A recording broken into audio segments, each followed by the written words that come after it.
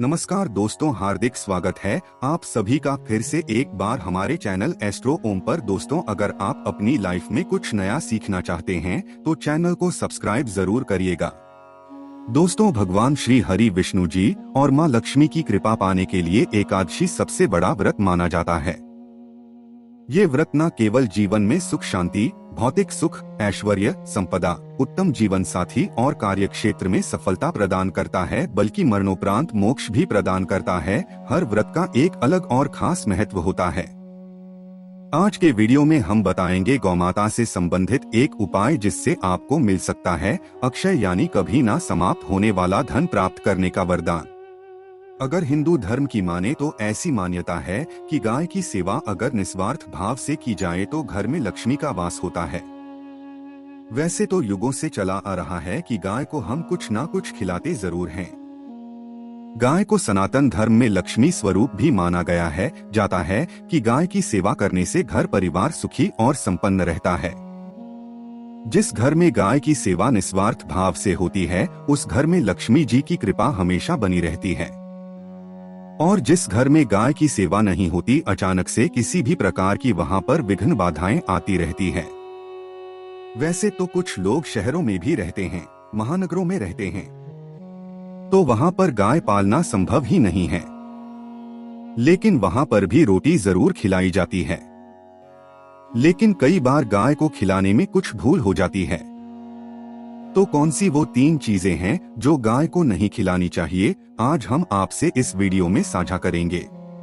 लेकिन दोस्तों, उससे पहले आपसे रिक्वेस्ट करते हैं कि वीडियो को लाइक जरूर करिएगा, दोस्तों को शेयर कर दीजिएगा, और अगर आपने अभी तक चैनल को सब्सक्राइब नहीं किया है तो चैनल को सब्सक्राइब करके बेल आइकन जरूर दबाइएगा।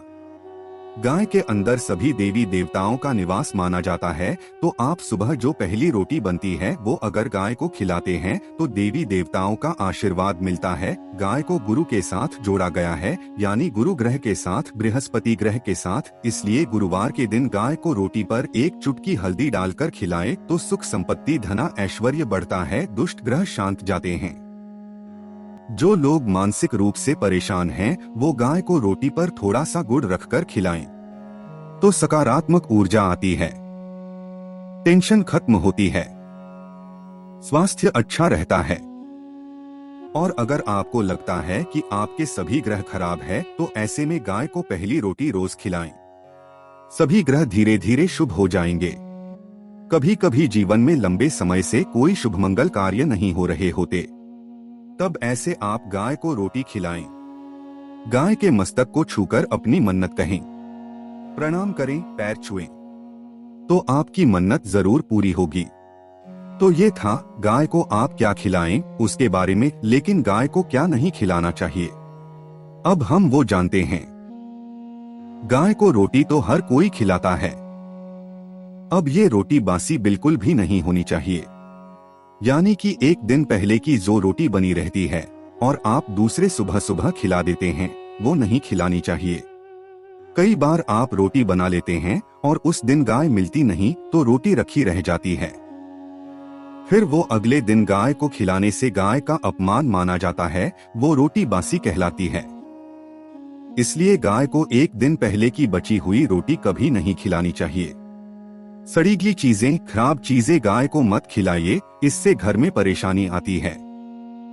अगर आप ऐसा है तो अपनी आदत को बदलिए, क्योंकि इससे घर में तकलीफ आती है। गाय को हरा चारा तो हर कोई खिलाता है। हरा चारा आप खिलाते समय एक बात का ध्यान रखें, गाय को सबसे ज्यादा पीपल का पत्ता लोग खिलाते हैं, पर पीपल का पत्ता आप खुद से तोड़कर मत खिलाइए। दूसरी बात, आप घर में सब्जी लाते हैं तो साग आ जाता है तो उसमें से अच्छी चीजें तोड़कर रखें, बचा कुचा आपको ना खिलाएं। आप जो देंगे वो गाय खा लेगी, लेकिन थोड़ी सी कुछ अच्छी चीजें मिलाकर गाय को खिला दीजिएगा तो ज्यादा फायदा होगा। गाय को दूध नहीं पिलाना चाहिए। आप दही चावल खिला सकते हैं, लेकिन दूध ताजा हो या बचा हुआ भूलकर भी गाय को मत पिलाइए। तो 3 चीजें गाय को नहीं खिलानी है। एक तो बची कुची रोटी नहीं खिलानी है। कोई भी अनाज बच जाए उसे दूसरे दिन गाय को नहीं खिलाना है। जैसे चावल रोटी बच जाती है और आप अगर चारा खिलाते हैं उन्हें तो सड़ागला मत खिलाइए, और अगर खिलाते हैं कोई चीज तो उसके साथ कुछ अच्छी चीजें मिला लें। और गाय को दूध भी नहीं पिलाना है। ये चीजें बिल्कुल भी नहीं खिलाएं, नहीं तो घर में गरीबी आती है। माता लक्ष्मी आपके घर में वास करना छोड़ देती है।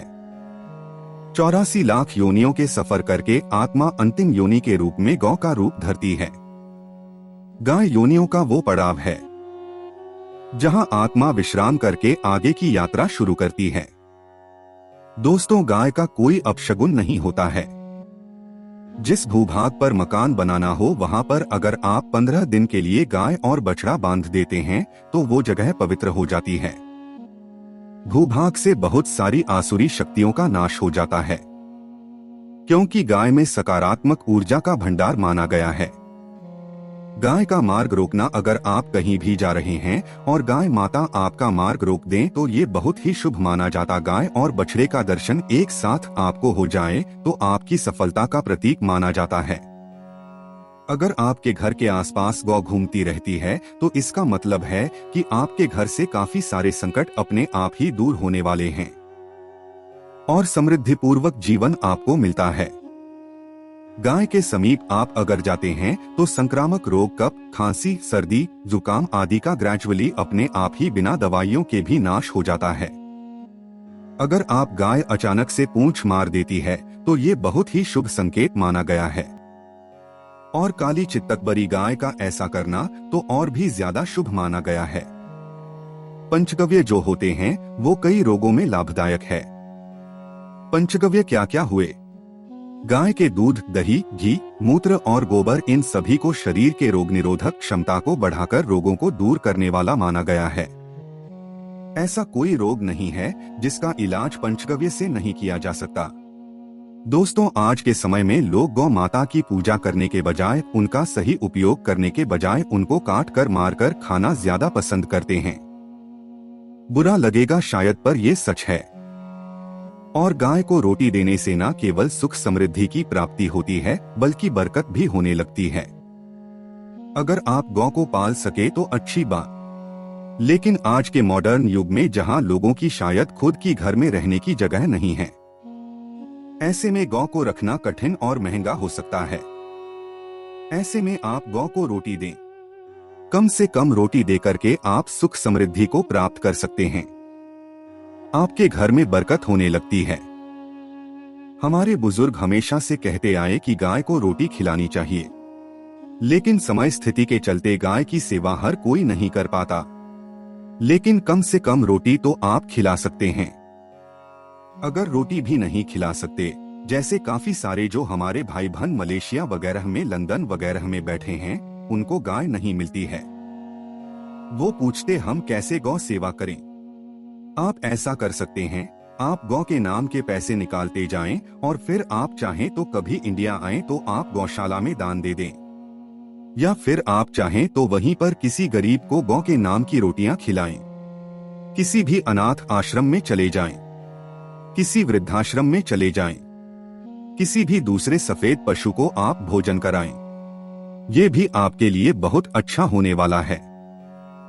कम से कम रोटी जरूर खिलाएं। हमारे देश में कई जगह देखा गया है और कई लोगों का प्रश्न आता है कि हम झूठी रोटी गाय को देते हैं। क्या ये सही है या गलत है? हम झूठा खाना, बचा हुआ खाना गाय को खिलाते हैं, यानी जो बच जाता है वो गाय के हवाले कर दिया जाता है।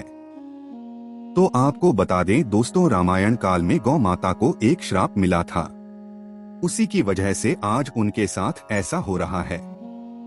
उसी श्राप की वजह से गौ माता में देवी देवताओं का वास होने के बाद भी उनको झूठा खाना पड़ता है। यहाँ तक पॉलीथीन्स भी खाते हैं, हालांकि ये किसी भी लिहाज से सही नहीं है। आपको बता दें, वाल्मीकि रामायण में सीता द्वारा पिंडदान देकर दशरथ की आत्मा को मोक्ष मिलने का संदर्भ आता है। जो लोग जानते होंगे वो जानते हैं कि वनवास के दौरान भगवान राम, लक्ष्मण और सीता पितृपक्ष के दौरान श्राद्ध करने के लिए गया धाम पहुँचे। वहां श्राद्ध कर्म करने के लिए जरूरी सामग्री जुटाने राम और लक्ष्मण तो चले गए और सामान लेकर आए। इधर दोपहर हो गई, पिंडदान का समय निकलता जा रहा था। सीता माँ घबराने लगी। तभी दशरथा की आत्मा ने पिंडदान की मांग कर दी। अब गया जी के आगे फल्गु नदी पर अकेली सीता जी मुश्किल में पड़ गई। उन्होंने फल्गु नदी के साथ वटवृक्ष, केतकी के फूल और गाय को साक्षी मानकर बालू का पिंड बनाया और स्वर्गीय राजा दशरथ अपने ससुर के निमित्त पिंडदान कर दिया। थोड़ी देर में भगवान राम और लक्ष्मण जब तो उन्होंने कहा कि समय निकल जाने के कारण मैंने पिंडदान कर दिया। बिना सामग्री के पिंडदान कैसे हो सकता है? इसलिए राम जी ने सीता माँ से प्रमाण मांगा। तब सीता माता ने कहा कि जो फल्गु नदी की रेत है, केतकी के फूल है, गाय है और वटवृक्ष है, जो मेरे द्वारा किए गए श्राद्ध कर्म की गवाही दे सकते हैं। इतने में फल्गु नदी, गाय और केतकी के फूल तीनों इस बात को मुकर गए। उन्होंने कहा, सीता माँ झूठ बोल रही है, सिर्फ वट वृक्ष सही बात कही। तब सीता जी ने दशरथ का ध्यान करते हुए उनसे ही गवाही देने की प्रार्थना करी। दशरथ जी ने सीता माँ की प्रार्थना को स्वीकार करके घोषणा की कि ऐन वक्त पर सीता ने मुझे पिंडदान कर दिया।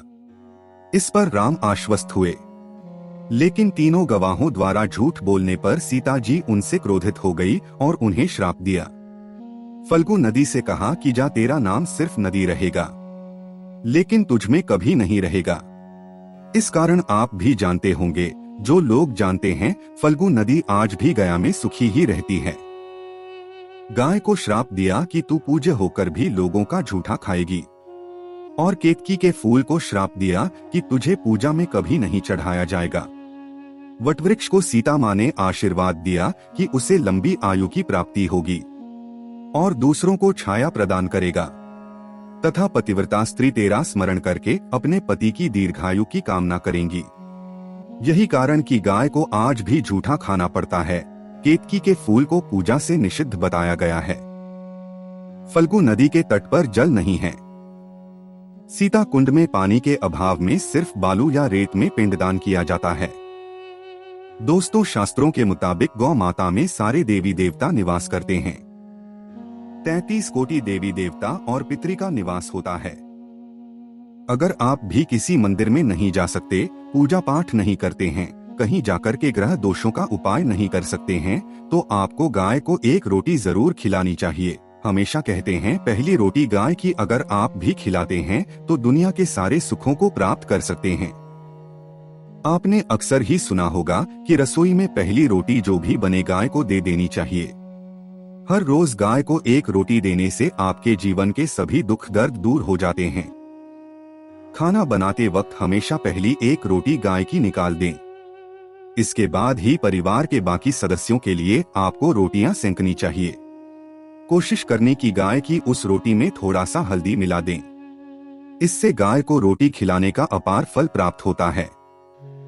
अगर गुरुवार का दिन हो तो लोई ले लें, सने हुए आटे की एक छोटी सी लोई बना लें और उसमें हल्दी मिलाकर गाय को खिला दें। आपके जीवन में शुभता आती है, वैभव आता है, धन संपत्ति का वास होता है। आप जो भी हासिल करना चाहते हैं जिंदगी में, तो आप देखेंगे कि तुरंत आपको मिनटों में वो हासिल हो जाता है। इसी तरह आपको नमक का एक उपाय बताते हैं। नमक क्या है? नमक के बिना तो हर स्वाद अधूरा है, और साथ ही साथ अगर नमक ना हो जीवन में तो स्वादहीन हो जाता है। जितना हम खाने में नमक को इम्पोर्टेंट मानते हैं, उतना ही ज्योतिष में नमक को इम्पोर्टेंट ही माना जाता है, और इसे कर्ज की वस्तु माना गया है। किसी का नमक खाने का अर्थ क्या होता है? उसका कर्जदार होना। आपने सुना ही होगा, नमक का कर्ज अदा करना है। इसलिए अगर जीवन को सुगम बनाना चाहते हैं, सरल बनाना चाहते हैं, तो नमक का एक आसान सा प्रयोग आपको आज हम बताएंगे। आप देखिए कि कितने आपको पॉजिटिव परिणाम मिलते हैं। और इतना आसान है कि इसके लिए आपको अतिरिक्त मशक्कत करने की कोई जरूरत नहीं है। सिर्फ आपको अपने घर में बनी सबसे पहली रोटी लेनी है और उस पर थोड़ा सा नमक रख दें। अब आप पूछेंगे कौन सा नमक रखें? तो सबसे बेस्ट है आप सादा नमक, ढेरी वाला नमक, सस्ता नमक जो भी है वो रखें। काला नमक नहीं है, आपको सफेद नमक ही रखना है तो नमक रख लें और फिर इस रोटी को किसी कपिला गाय को आपको दे देनी है। कपिला गाय यानी सफेद रंग की गाय को आपको खिला देना है। अगर आपको कपिला यानी सफेद गाय नहीं मिलती है तो आप ये रोटी किसी भी गाय को खिला दें। मगर यदि आपको कोई ऐसी गाय दिख जाए, सबसे पहले सफेद गाय को ही खिलाना प्रेफर करें। आपको बता दें दोस्तों, ये उपाय आपकी हर समस्या को जड़ से दूर कर देता है। चाहे आपके घर में कोई बड़ी कलह हो, कोई पारिवारिक वाद, इस उपाय को करके आपके घर में सुख का वास होने लगता है। जो भी धन की कमी हो, बच्चों की पढ़ाई हो, करियर में सफलता हो, सभी मुश्किलें आपके जीवन की दूर होने लगती है। लेकिन गाय को रोटी देते वक्त मन में ऐसा कोई भाव ना लगा कर रखें कि हम रोटी खिलाते हैं या फिर हम बहुत बड़े दानी हैं, अन्यथा इस स्थिति में पुण्य फल की प्राप्ति होना संशय वाली स्थिति देता है। गाय को रोटी खिलाने से नियम बरकत के अलावा आप देखेंगे धन संपत्ति में दिनों दिन बढ़ोतरी होने लगती है और आपके घर के ग्रह दोषों से आपको मुक्ति मिलती है। अगर आपके भी घर में धन की कमी है तो आपको ये उपाय जरूर करना चाहिए। किसी भी दिन करें। अगर सावन का पवित्र महीना है तो हर दिन शुभ है। आप जिस दिन चाहें उस दिन से कर सकते हैं और आप देखेंगे इस उपाय को करने से आपके घर से धन की कमी बिल्कुल झट से दूर हो जाती है। तो ये उपाय आप जरूर कर लीजिए। आज के बस इतना ही। दोस्तों, अगर आपको ये वीडियो पसंद आया है तो वीडियो को लाइक करिएगा, दोस्तों को शेयर जरूर करिएगा और चैनल को सब्सक्राइब करके बेल आइकन जरूर दबाइएगा ताकि आने वाला नॉलेजेबल वीडियो आपको सबसे पहले मिले। दोस्तों, मिलते हैं अगले वीडियो में, तब तक के लिए नमस्कार और धन्यवाद।